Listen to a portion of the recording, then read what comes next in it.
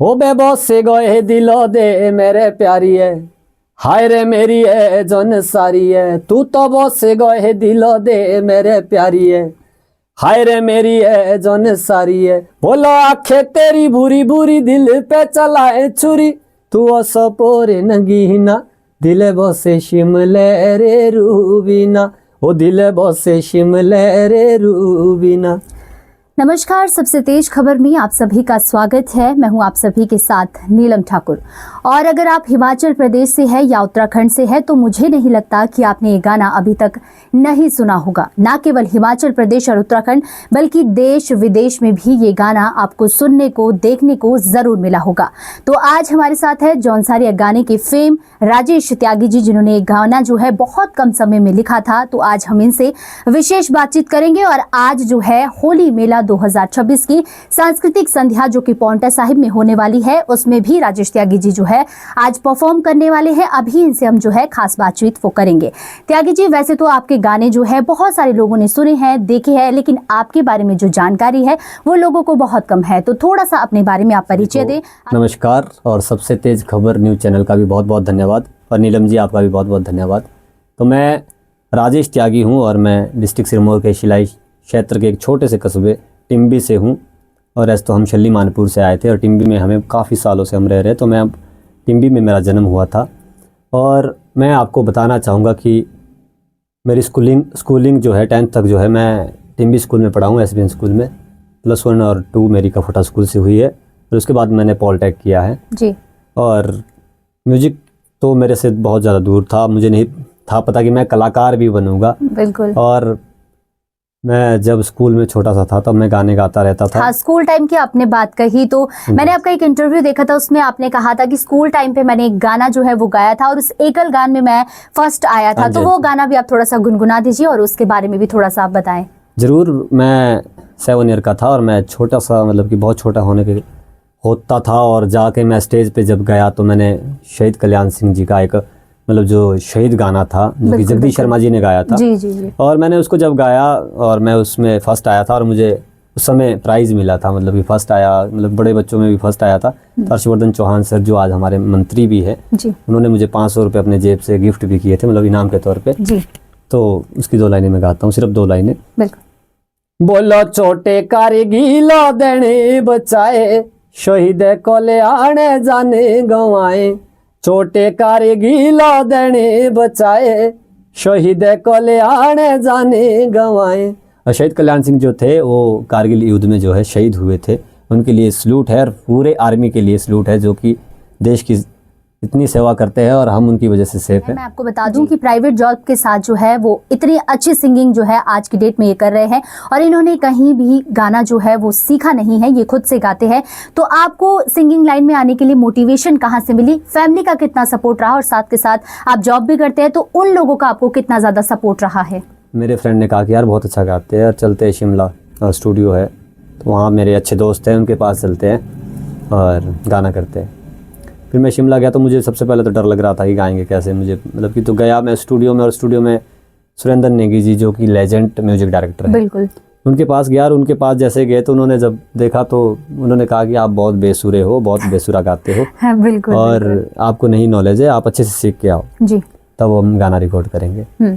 तो हमने फिर बड़ी मुश्किल से रिक्वेस्ट करके सर को, मैंने काफ़ी कम 1-2 घंटे तक हमने तैयारी करी वहाँ पे। और नेगी जी के पास हमने जब पहला गाना किया था, हिलिए मेरी चढ़किए जी, जो तो काफी हिट हुआ था उस टाइम पे भी, उस समय पे भी बहुत हिट हुआ था। मिलियन उस गाने में, पहले गाने में लगा था। उसकी भी 2 लाइनें आप हमारे दर्शकों को सुना दीजिए। बिल्कुल, वो गाना मेरे लाइफ का पहला गाना है, मैंने खुद उसके बोल लिखे हैं। बिल्कुल। ओ बेचिए रे नागे शिखुरिए सिमिया काला बाशोला रे काऊ, ओ रे चिए रे नागे शिखुरिए सिमिया काला बाशोला रे काऊ। बोलो लोगो साथी रे जोपना सिमिया, लागो जियो दे गाओ रे, हिलिए मेरी चढ़किए। फेवरेट सिंगर आपका कौन था, और जो बेस्ट या फेवरेट मैं गाना कहूंगी तो वो उस दौरान आपका कौन सा था, और आज भी कौन सा है, वो थोड़ा सा बताएं। देखो, उस समय बहुत सारे कलाकार थे जिनको कि मैं सुनता था। मैं मतलब कि अलग अलग जगह से अलग अलग कलाकार को सुनता था। कुलदीप शर्मा जी को मैंने बहुत सुना है, विकी चौहान सर मेरे बहुत फेवरेट थे जी। और साथ साथ कांगड़ा से एक बहुत अच्छे सिंगर हैं, जो बहुत पुराने सिंगर भी है, लेजेंड सिंगर हैं, संजीव दीक्षित सर, जिन्होंने भेड़ा तेरिया गाया था। और साथ ही साथ हमारे सिरमौर के एक बहुत ही सुरीले कलाकार राजेश मलिक सर, उनको भी मैंने बहुत सुना है। फेवरेट विक्की चौहान। विक्की चौहान जी, आज विक्की चौहान जी के साथ आप गाने वाले हो शाम को, तो कैसा महसूस कर रहे हैं अभी आप, और कितनी एक्साइटमेंट उस चीज को लेके है कि जो सिंगर आपके फेवरेट है उनके साथ आज आप स्टेज पे गाने वाले हो? बिल्कुल, विक्की भाई के बारे में मैं यही कहूँगा कि जब मैं बहुत छोटा होता था और विक्की भाई का उस समय नीरू चाली घूमदी गाना आया था, और एक बहुत प्यारा गाना आया था, गौरवदीप बिसरी गाय दूनी, मतलब इस तरह का गाना था, और बहुत प्यारा गाना था। और मैं इतने गाने सुने उनके, तो आज की मैं बात बताऊं तो विक्की भाई के साथ तो मेरा सपना है, क्योंकि जो फेवरेट होता है आपका, बिल्कुल। और उनके साथ तो हमेशा आपका सपना होता है। और विक्की भाई के लिए मैंने बहुत सारे गीत जो ऐसे जो मैंने सुने हैं, और मैंने उनको बहुत सुना है, और आज मैं बहुत खुश हूँ कि भाई के साथ मिलूँगा भी। और ऐसा हम मिले हैं एक बार पहले, पर हम बैक स्टेज मिले हैं कहीं और शायद विक्की भाई को याद नहीं होगा, पर मैं मिला और सपने की तरह याद लग रहा है, क्योंकि जिनको आपने सुना है, सुन के आप बड़े हुए, देख के बड़े हुए। और कभी हम सोचते थे कि विक्की भाई से मैं कभी मिल पाऊँगा, कभी मैं उनको छू पाऊँगा, कभी मैं उनसे हाथ मिला पाऊँगा या फ़ोटो क्लिक करा पाऊँगा,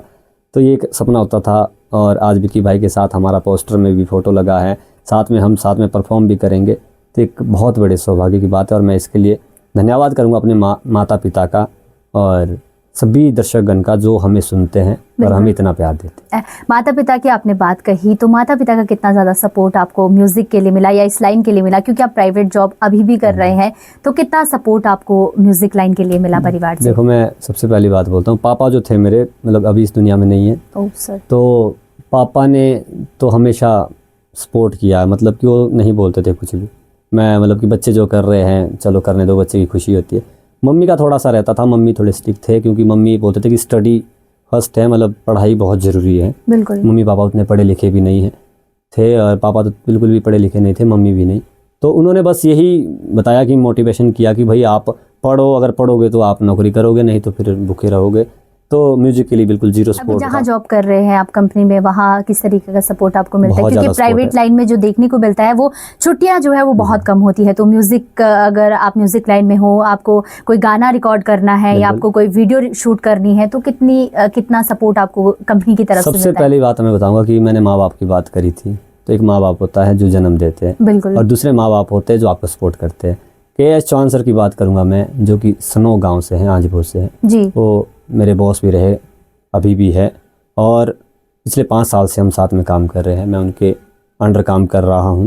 तो चौहान सर का मेरे ऊपर हमेशा सपोर्ट रहा।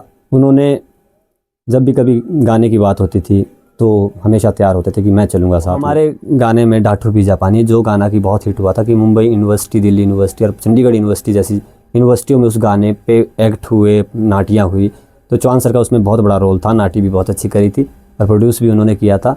तो हमेशा वो मेरे साथ हमेशा खड़े रहते हैं, और माँ बाप, मतलब जैसे अपने बाप की तरह वो जो है, हमेशा छुट्टियों के लिए हो जाएं, फाइनेंशियली प्रॉब्लम हो जाएं, कभी भी कुछ भी प्रॉब्लम हो जाए, तो चौहान सर बिल्कुल एक बार फ़ोन करना होता है कि चलो तू आगे बढ़, हम तेरे साथ। तो आज आप यहाँ पे बैठे हो तो कहीं ना कहीं उनका बहुत ज़्यादा बड़ा रोल है, चौहान सर के लिए धन्यवाद एक बार फिर से। 2008 या 9 की बात है वो, जब आप घर से भागे थे, इस बारे में थोड़ा सा लोगों को जरूर बताएं, क्योंकि कुछ लोगों को लगता है कि कुछ भी पाना जो है बहुत ज्यादा आसान है आज की डेट में, लेकिन मेहनत जो है वो करनी बहुत ज्यादा जरूरी होती है। तो जो आपका वो 2008-9 का दौर है जब आप घर से भागे थे, तो वो आप लोगों से जो है वो शेयर करें कि कितना ज्यादा मुश्किल होता है मेहनत करना। देखो, मेरी फैमिली में मैं सबसे छोटा हूँ, मतलब मेरे से छोटी 2 सिस्टर है, भाई मैं सबसे छोटा था।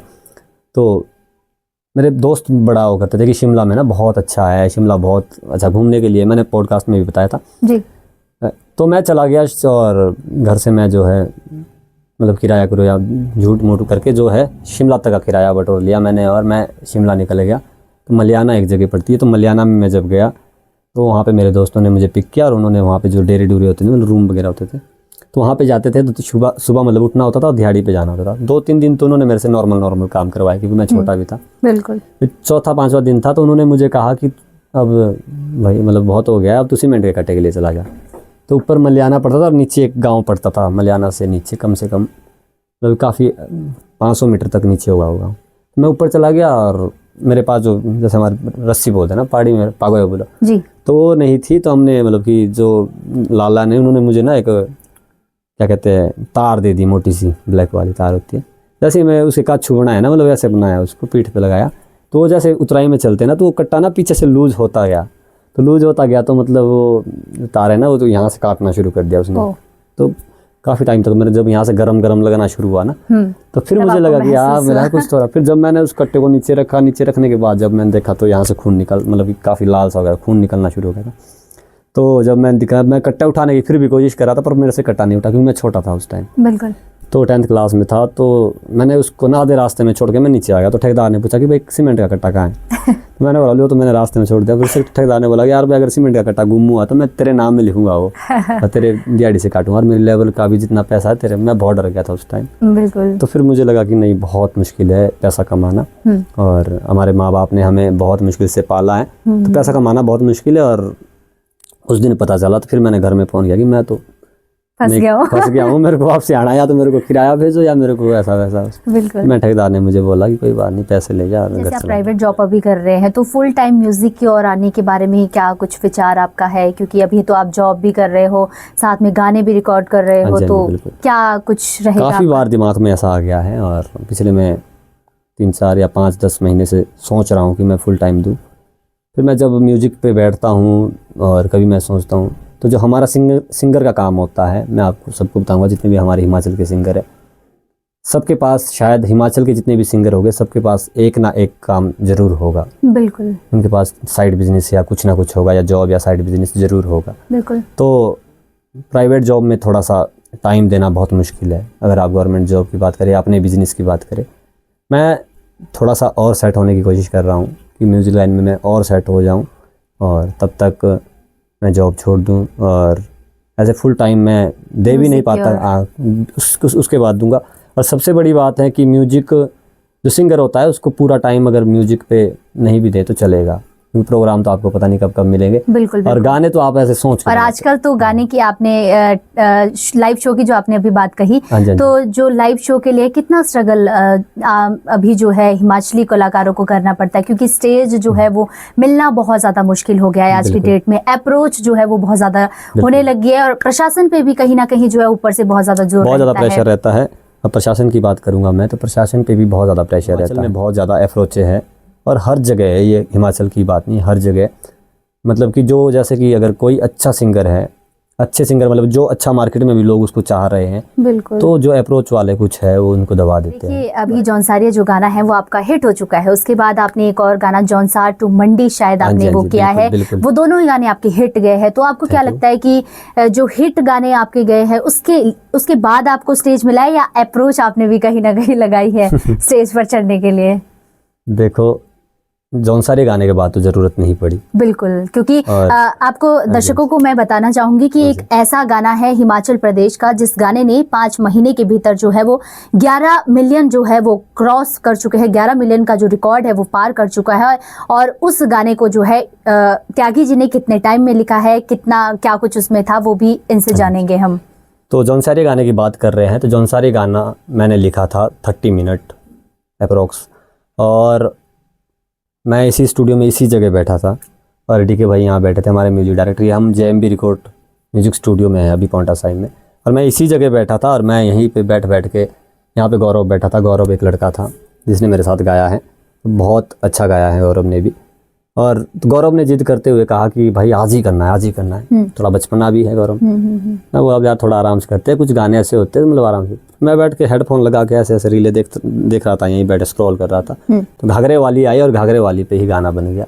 जौनसार की घाघरे वाली कि तू तो बस से गए दिलो दिन मेरे प्यारी, हाय रे मेरी जौनसारी है। और वो जौनसार की थी कोई रील जो थी, मैं स्क्रॉल किया, और स्क्रॉल करने के बाद मैंने वापसी उस रील को ढूंढा। मेरे को उसका घाघरा बहुत अच्छा लगा। घाघरा अच्छा लगा तो जौनसारी आया। मैंने हेडफोन डाले थे मतलब अपने पर्सनल, तो डीके भाई की रिदम यहाँ चल रही थी, और रिदम पे मैं गुनगुना रहा था। मेरे को लगा यार ये गाना तो बहुत अच्छा बन रहा है। गाना आने से पहले रील आपकी जो वायरल हुई, वो उसके बाद जो गाने को है वो भरपूर प्यार। फिर मैं उसको रील को देखता गया, और मैंने उसको, लड़की बहुत सुंदर थी और लड़की का घाघरा भी बहुत सुंदर लग रहा था। मैंने बोला तू जौनसार, अरे हाँ सिर मोरी ओडे आशोर्या कर मन रे पूरे।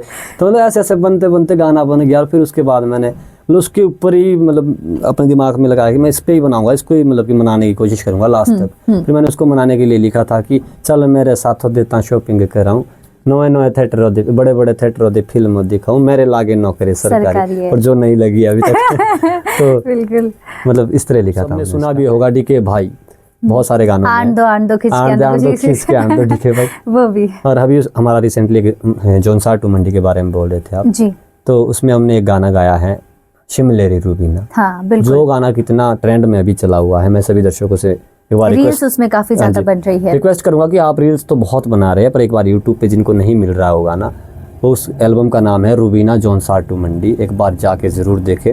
उसमें सेकंड नंबर पे ये गाना है। तो हमने देखा है कि अधिकतर आप जो है अपने गाने में या जो गाने की वीडियो बनती है उसमें आप अपनी संस्कृति को जो है वो दर्शाने का और बचाने के लिए जो है वो लगातार प्रयास कर रहे हैं। तो आज के युवाओं के लिए आप उन सब चीज़ों को देखते हुए क्या संदेश देना चाहेंगे, क्योंकि आज के जो युवा है वो अपनी संस्कृति से पिछड़ते जा रहे हैं, तो उनके लिए क्या संदेश आप देना चाहेंगे?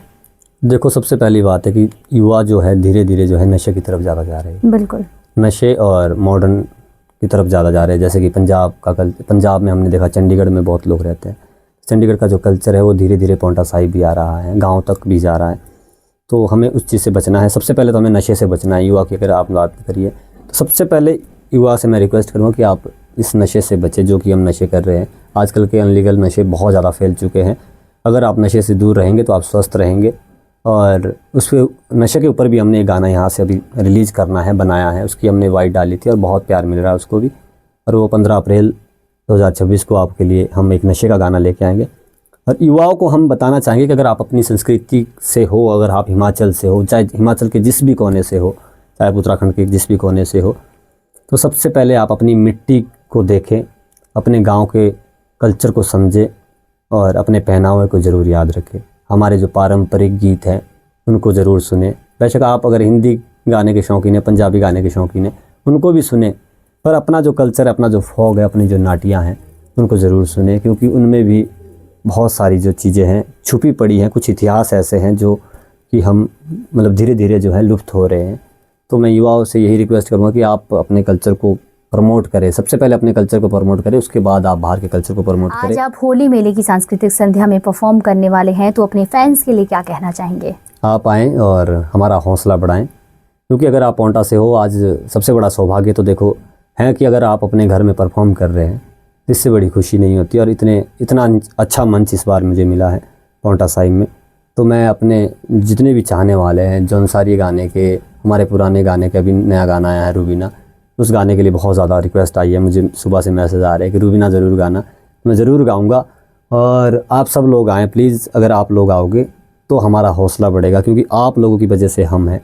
अगर आप लोग नहीं हैं तो हम नहीं हैं। और आगे भी हम कोशिश करेंगे कि आपको इस स्टूडियो से अपने पारंपरिक गीत, जो हमारे अपने ट्रेडिशनल कल्चर के साथ जो गीत आएंगे, वो बहुत अच्छे होने वाले हैं। बहुत सारे गाने हमारे रिकॉर्ड हैं और हम अपनी संस्कृति को गाएंगे और दिखाएंगे, ये आप लोगों से प्रॉमिस है। बहुत बहुत धन्यवाद हमसे जुड़ने के लिए। तो ये थे जौनसारी फेम राजेश त्यागी जी, जो कि आज शाम होली मेले की सांस्कृतिक संध्या में परफॉर्म करते हुए आपको दिखेंगे। तो आप सभी से अनुरोध है कि आप अधिक से अधिक संख्या में इस होली मेले में जो है इनको देखने के लिए पहुंचे। फिलहाल के लिए इतना ही। नमस्कार, मैं नीलम ठाकुर, सबसे तेज खबर।